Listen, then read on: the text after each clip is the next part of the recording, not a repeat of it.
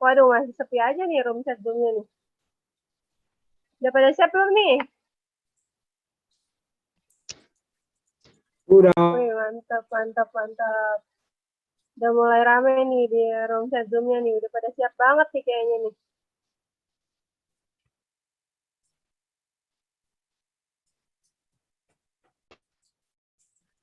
Nah, sebelum kita mulai acara virtual taruh pada malam hari ini, tak lupa saya panjatkan puji dan syukur kehadirat Allah yang Maha Kuasa karena berkat rahmatnya kita dapat berkumpul pada malam hari ini. Dan juga selamat datang kepada Bapak Farid Rifai ini selaku Bendahara Umum OKOC yang akan memandu jalannya talkshow ini sebagai moderator. Lalu kepada pembicara kita ada Coach Ida, ada Pak Salman, lalu ada juga Pak Yandri nih. Apakah sudah hadir di room Zoom semua nih? Hadir, Mbak Lydia hadir. Pak, gimana nih kabarnya nih? Pak Baik. Farid Rifai, gimana Pak Farid Rifai? Apa sehat Pak? Alhamdulillah Mbak, sehat. Alhamdulillah. Coach Ida, apakah sehat Coach Ida? Alhamdulillah sehat nih kayaknya Coach Ida. Pak Yandri nih kayaknya tadi udah jawab nih. Alhamdulillah nih sehat nih kayaknya Pak Yandri nih. OKOC selalu. Alhamdulillah. Pak Salman apa kabar Pak? Di virtual Ta'aruf OKOC ini yang kedua mengangkat tema dengan borong produk UMKM, gerakan saling beli produk UMKM, dampingan OKOC nih. Udah pada tahu belum nih temanya nih? Boleh nih dijawab di chat nih. Udah pada tahu nih pastinya makanya join. Yes, kok tidak? Skies, tulisannya Skies. Sebelah kiri ya. Alhamdulillah. Biasa. Kita saling berkenalkan. Sama mantap, baru tahu. Alhamdulillah, terima kasih pada Coach Farid. Assalamualaikum warahmatullahi wabarakatuh. Coach Farid, Salman, yang semua pembicara pada hari ini, Bang Yandri, juga dari Seeker Revolution, ya semua, dan juga semua dari tadi dari mana, dari Jambi, dari Bengkulu, banyak ya di seluruh daerah nih, di anggota OKOC semua. Perkenalkan, saya biasa dipanggil dengan Coach Ida, tapi kalau di Skes sendiri sering manggilnya tuh Cin. Cin itu Coach Ida Nur, biar nggak kepanjangan mungkin ya, ngetik-ngetiknya pokoknya Cin gitu. Dipanggil itu. Awalnya berdirinya Skies itu terbentuknya itu pada saat pandemi tahun 2020. Tapi sebenarnya ini OKOC-nya ini, OKOC Skies itu sudah jalan, sudah lama pada saat zaman pilkada dulu. Memang kami sudah punya bentuk grup ya namanya OKOC, karena saya Jatinegara, jadi kita bentuk waktu itu OKOC Jatinegara. Nah, terus ternyata kita bina tuh selama 3 tahun ya sebelum bergabung di OKOC Indonesia itu, kita saya juga aktif untuk memberikan coaching klinik di setiap hari Sabtunya di Kecamatan Jatinegara dan juga di kecamatan di 44 provinsi di 44 provinsi, 44 kecamatan di DKI Jakarta waktu tahun 2018 ya, itu dari OKOC. Jadi kita memang udah aktif sih di OKOC pada saat itu. Jadi tapi mulainya di Skies karena sudah ada grupnya, terus UMKM-nya juga sudah berjalan. Jadi akhirnya bertemu dengan Coach Iim ya pada tahun 2020 juga itu kita bergabung di OKOC bulan Juli tahun 2020 pas pandemi. Kenapa waktu itu akhirnya saya memantapkan diri untuk membentuk Skies, karena benar-benar kondisinya pada saat itu benar-benar memprihatinkan banget ya, banyak banget dari binaan kami yang sebelumnya itu maju akhirnya menutup usahanya. Gimana usahanya ya, kok saya nggak lanjut lagi karena pandemi ya, udah banyak banget masalah. Akhirnya malah itulah mulanya SKAIS itu berdiri. Jadi SKAIS itu dimulai karena banyaknya para UMKM dampingan pada waktu itu yang gulung tikar itu udah tutup usahanya. Akhirnya kami memutuskan untuk membentuk itu SKAIS. SKAIS itu kepanjangan dari Skillful Entrepreneur. Jadi kenapa namanya Skillful Entrepreneur? Jadi diharapkan para entrepreneur ini, binaan ini punya kemampuan, kecakapan untuk melakukan untuk usahanya sendiri. Jadi banyak kan orang mempunyai usaha tapi tidak paham dengan usahanya. Jadi disinilah kami memberdayakan para UMKM itu untuk mengupgrade skillnya. Jadi skillnya baik hard skill maupun soft skillnya. Dan kami ini kebetulan saya adalah seorang asesor dari BNSP, Badan Nasional Sertifikasi Profesi. Di skemanya adalah pengelolaan UMKM. Jadi saya konsen kepada para UMKM dampingan ini untuk mengupgrade skillnya itu, tapi bersertifikasi BNSP yang diakui oleh secara nasional. Jadi mereka tetap bisa berkiprah walaupun kondisi saat ini, saat pandemi sesulit apapun masih tetap. Maka saya tetap bilang ke mereka, kalau seandainya kita bisa melewati masa pandemi ini, usahanya bisa kita tetap berjalan walaupun tidak seperti semula, tapi kita bisa berhasil, tetap usaha kita tuh tetap berjalan. Nanti insya Allah setelah pandemi kita pasti bisa exit gitu. Nah, jadi konsennya sih sebenarnya untuk konsen kita sertifikasi BNSP. Jadi para UMKM-nya juga kami berikan sertifikasi BNSP gratis untuk skema pengelolaan UMKM di anggotanya SKAIS tuh. Nah, terus kalau untuk dari SKAIS-nya ini atau cukup sih ya? Iya, pokoknya. Jadi pada saat itulah akhirnya bersama-sama di saat pandemi itu kita bikin, yang udah dilakukan oleh SKAIS adalah mensertifikasi para anggotanya di sertifikat BNSP itu. Nah, dengan mempunyai sertifikat itu, kami harapkan juga para dampingan itu mempunyai kepercayaan diri yang utama kan, karena memang banyak nih sekarang kan pada ikut yang di 7 top, ujung-ujungnya semua dari awal tuh menanyakan modal. Saya bilang pada saat seperti ini, memang awalnya pembentukan SKAIS kami juga memiliki, jadi tidak hanya pendampingan para anggota. Jadi nanti kami juga akan memberikan akses permodalan juga. Nah, akses permodalan itu memang ada dari SKAIS juga dan juga dari akses dari bank ya, atau dari pihak ketiga. Memang sudah kami persiapkan. Tapi kami tidak menginginkan istilahnya gini ya, kita buang-buang uang tapi kita berikan modal pada orang yang memang belum kompeten gitu. Jadi benar-benar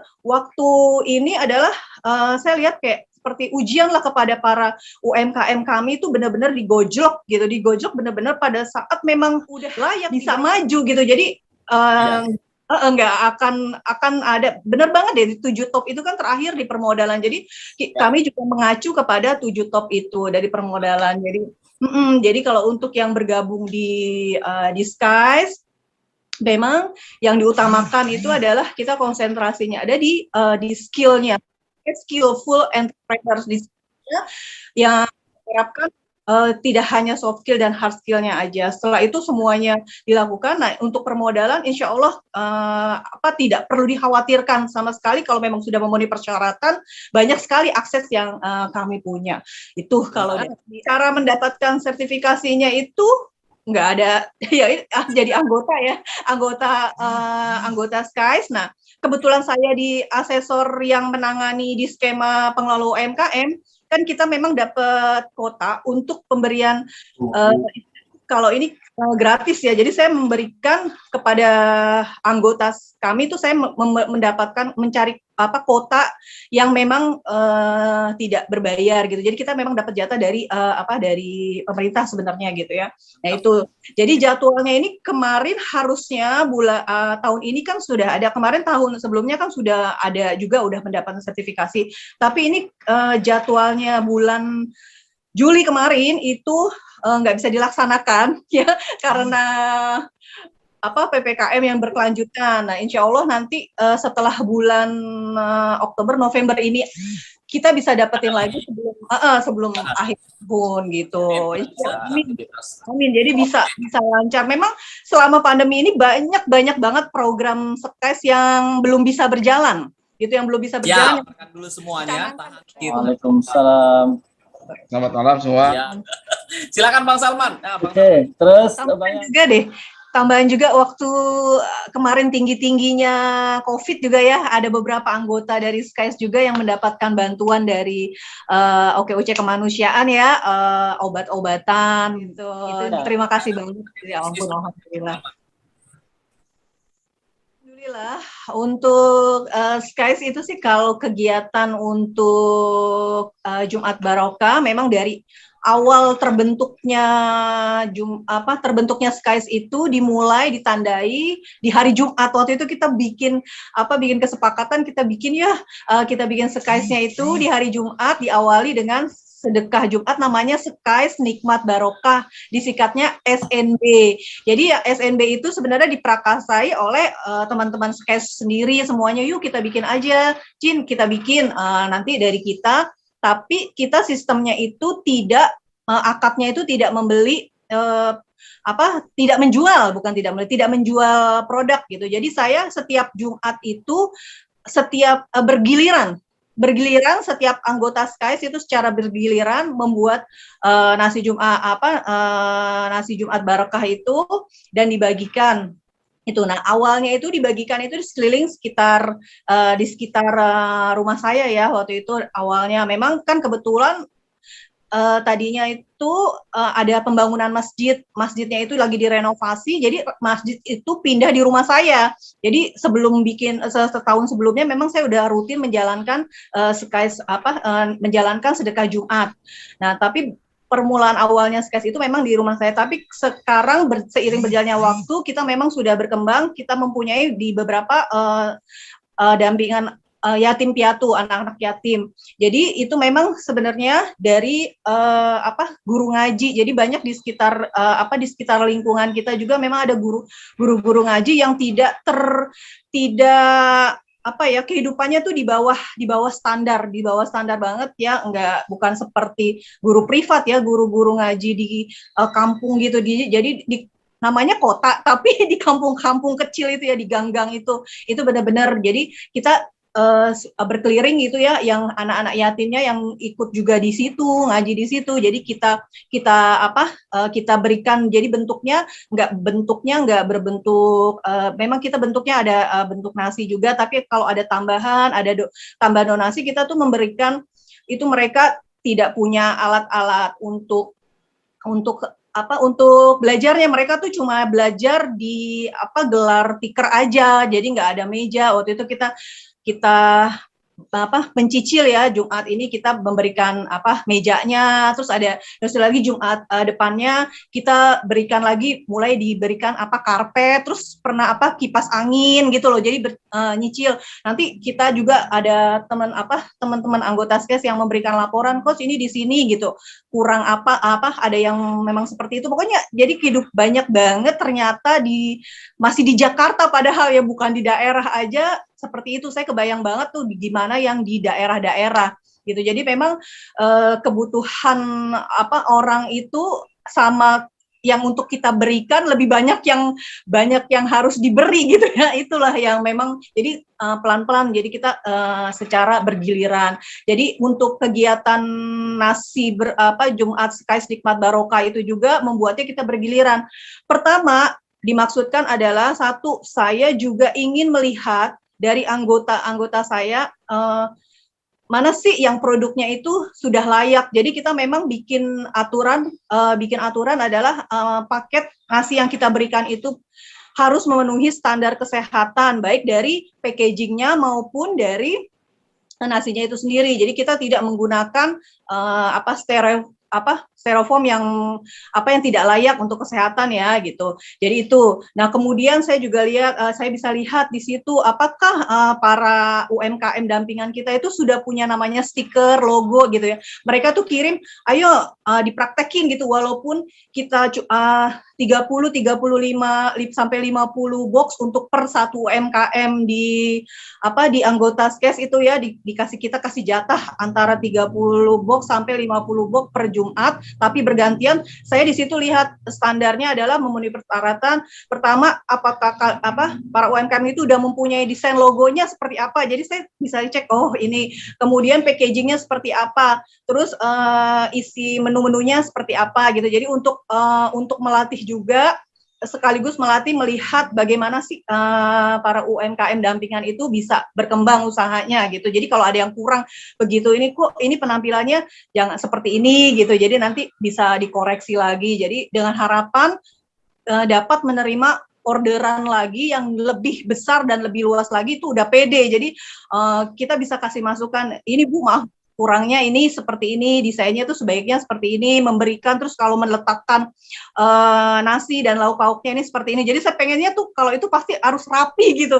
Jadi walaupun kita hanya sedekah Jumat, kan kadang sedekah Jumat kadang kulihat asal-asalan, walaupun kita hanya memberinya itu kepada anak, pada yatim dan duafa, tapi saya pengen memberikan ke yatim dan duafa yang mereka itu yang benar-benar begitu menerima, kok ini seperti dia tuh benar-benar dipikir makanannya mahal banget gitu, padahal enggak, karena memang diberikannya memang standar. Kita pakai yang boxnya yang harus kelihatan seperti yang di Hokben itu, terlihat dari luar transparan.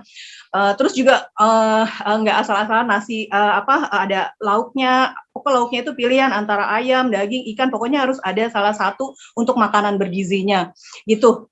Jadi itulah target kami. Jadi dalam sekali merengkuh gedayung tercapai semuanya di 2-3 pulau. Jadi harapannya para UMKM dampingan bisa paham bagaimana sih cara menyajikan makanan yang baik, bagaimana punya desain logo yang baik gitu kan. Jadi semuanya terlihat di situ penampilannya.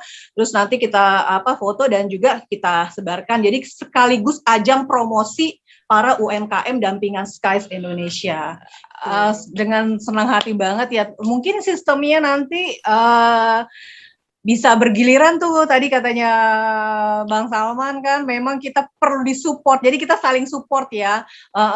Jadi nggak hanya menerima, ada memberi dan menerima gitu. Jadi kami sangat mendukung banget program dari OKOC Kemanusiaan, dan juga kebetulan dari anggota SKES juga memang ada tadi tuh yang dari Bengkulu, dari Lombok yang belum tersentuh, dari Bandung tadi, soalnya baru area Jawa Tengah aja ya tadi.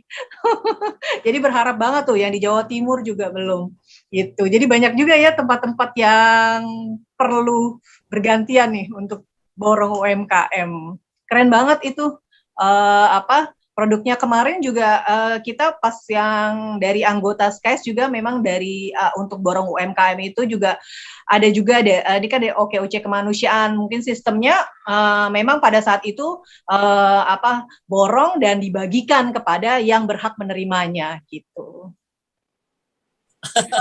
Harus apa ya, kita semua termotivasi untuk tidak hanya menerima, tadi kita juga harus lebih baik adalah memberi ya. Semoga kita dengan saling sinergi, saling support, kegiatan kita semua, apalagi kita sebagai entrepreneur nih, lebih berkah dengan bersedekah, dan usahanya walaupun lewat pandemi ini dapat melewati dan tetap maju dan sukses bersama. Jadi kolaborasi adalah yang paling tepat pada saat ini. Sukses ya buat semuanya. Tetap semangat. Terima kasih OKOC Kemanusiaan dan OKOC Mall. Anggota dari SKES Indonesia juga banyak nih yang masuk untuk mempromosikan pemasarannya di OKOC Mall ya, Bang Yandri.